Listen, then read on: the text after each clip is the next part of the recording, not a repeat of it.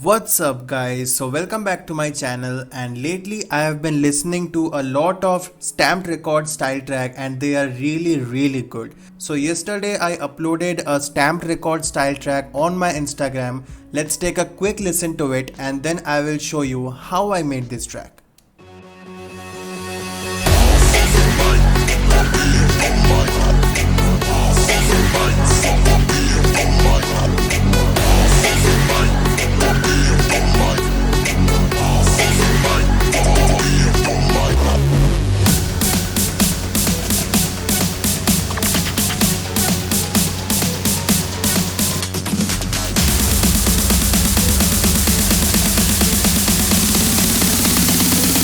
Welcome to the afterlife.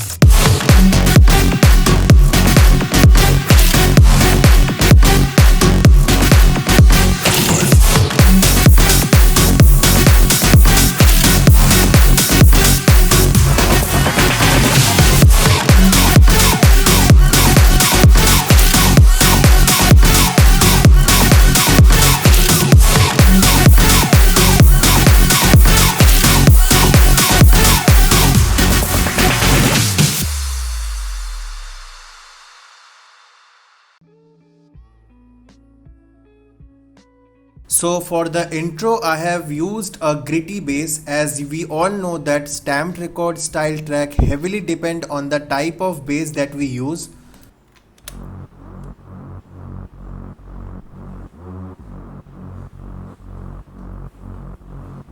And it is made with a VST plugin that comes by default with FL Studio, which is GMS, and you can find these Reese bass in GMS, and we all know that Reese bass is a very common thing used in stamped record style track. I felt like there was something missing in the mid part of the bass, so I selected a bass which has a lot of influence on the mid part. So it's just a simple melody, but I just wanted to fill the mid part. As you can see, the mid bass is EQ'd and I have just kept the mid part, and for the final touch to the bass I added a sub bass. I don't think if you can hear this, but yep, it's there.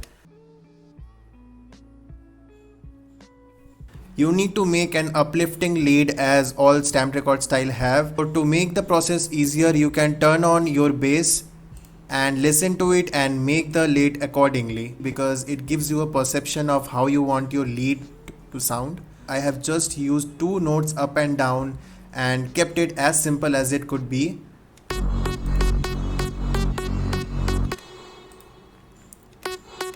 For the mixing part, I just used a parametric EQ2 and cutted the high end of this lead a little bit because it was too harsh for the ears, and obviously a low cut. Then I used distortion plugin, that is Camel Crusher, and used the British Clean preset, and finally some OTT to give it more of a compression.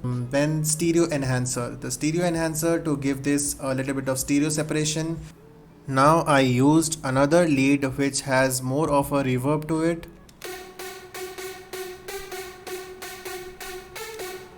So this lead actually complements the previous lead because I have used a lot of reverb on it, so it fills up the space and the sound doesn't come out too dry.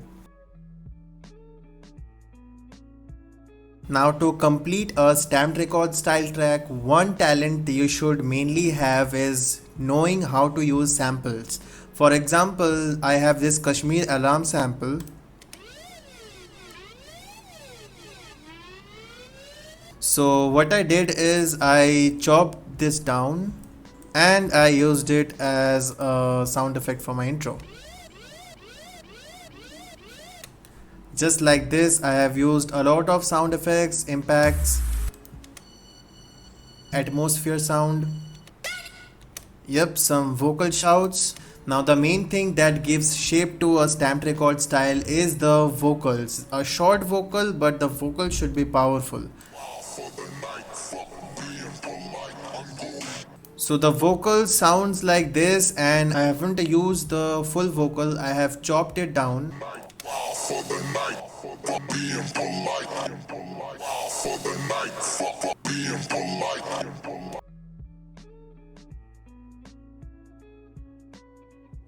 So I'm using FL20 now because the previous one was a part of an unfinished old project and I'm continuing that project in FL20 which I use now. So the build-up goes like this.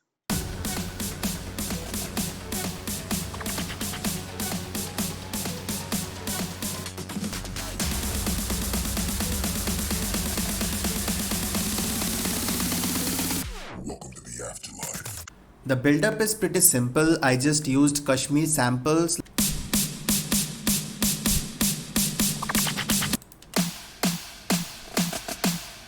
And to give the build-up a little bit of depth, I use a cymatics riser which has a little bit of bass in it. To give the build-up a little bit of ambience, I used these strings.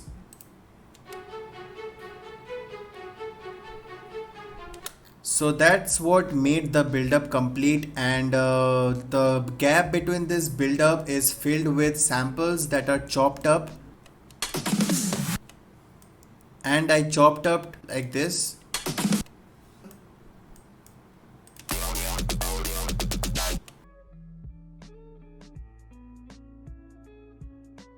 Creating a stamped style drop seems pretty hard, but you just need to focus on your kick drum pattern.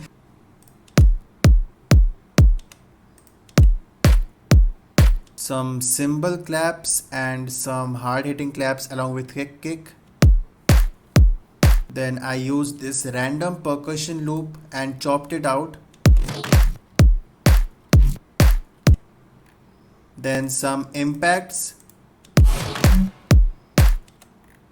and some little bit of percussions.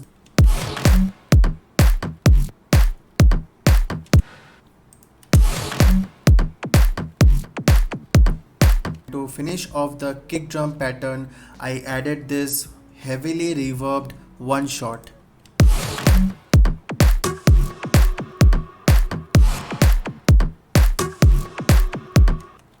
Now the main lead melody of the drop consists of a heavy bass and a top melody.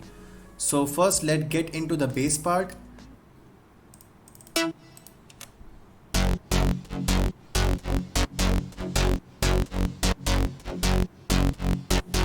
Now to make these kind of basses, one tip I can give is that you should always play your kick drum pattern first, like this. And while hearing this, you can figure out what kind of bass you want to put in your drop. Just like that, I figured out my bass. Now apply the same trick to make the main lead melody, that is, play your kick drums and your bass all together, and while listening to it, figure out what kind of drop melody you want to make, just like I made this.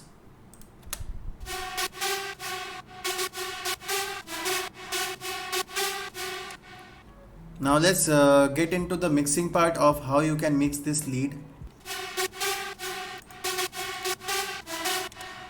So this is a little bit of EQ and boosting on the mid-high part, and after that I have used an OTT to give it more of a compression. After that I have used this reverb, and then I have used another reverb and boosted the wet part and kept the dry part really down.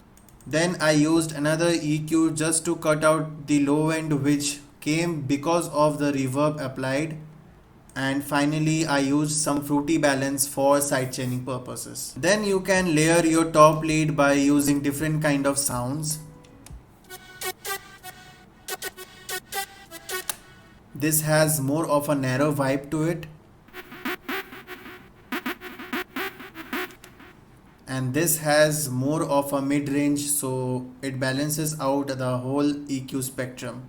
Well, that's it for how I made this drop. You just need to play around with samples and just need to hum the melody in your head, and you can figure out your drop melody pretty easily.